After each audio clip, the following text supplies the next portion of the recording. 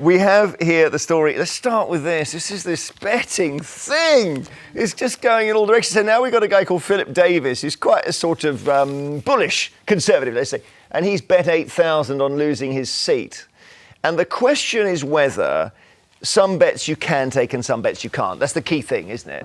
Yeah, and, look, of course, we know that there is a difference between what is legal and what is illegal, and what is moral and what is immoral. The issue that I have with this story and with Sir Davies, not that he would care, you described him as bullish, and I've got this line here. He says, "What's it got to do with you whether I did or I didn't?" And it's this attitude that we're getting now in relation to this story that is troubling me. What's it got to do with us? Well, I tell you what you're saying to your 6,500 odd constituents who voted for you and put you in that position, what you're saying to them is, I don't care about you guys. I'm going to bet my money and I'm basically going to win that money and off I trot. Well, if he put a bet on the result of the election, which no one can know, and he said, look, the Conservatives are going to get 102 seats, let's say, that's fair enough, isn't it? Because there's no insider knowledge. But he's betting on whether he wins his own seat or not.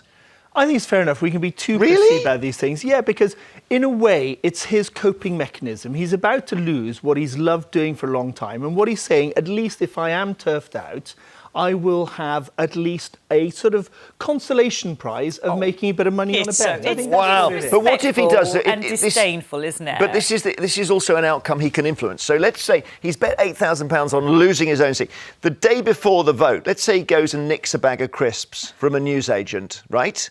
And he's arrested. And at that point, he's gone. I don't think he wants the money that badly. He'd like to stay as an MP. He's just reading the room. And he thinks, I'm not likely to be an MP. I'll cheer myself up. Tell you what, I'll do everything I can to stay in Parliament. If I lose, at least I get a bit of time. Not convinced. So it's his ego that's driving this. Again, it's just all very unattractive. Who would be a politician? Unattractive positions for him, as far as I'm concerned. So there's a great photo, by the way. He's actually quite a nice guy. Someone at Glastonbury, okay, who's got a T-shirt which says, as a kid I had, this is the new thing, I had no Sky TV, because Rishi Sunak said he went without when he was a child. And Ed Davey, I should mention him as well. So Ed Davey's involved in this, the Liberal Democrat leader. And Ed Davey did a whole thing about no one should ever bet in politics and there needs to be a law against it. And now I think it's turned out that he's placed a bet himself in the past. Yeah, and again... But not a wrong one, really. A flutter. We just get to a point where we think anyone who's ever placed a bet now is sort of persona non grata. The problem with Craig Williams and others is the suggestion of inside knowledge. That's the problem, not the fact that they bet. We want our politicians to be more in tune with ordinary people. Ordinary people bet all the time on things. So if you want politicians who know what life is like for most punters in this country, they take a punt. Yeah. Well, he said he previously bet on the outcome of elections, which is the area I thought was okay. Actually, we can hear him speaking. I've occasionally had a flutter on football and on politics. I'm not a big betting man, if I'm honest, not least because I always seem to lose. I'm a serial loser. I think lots of people would have placed bets on that sort of thing. I had no insider knowledge. I could see the polls like everyone else could see the polls, and I got it wrong.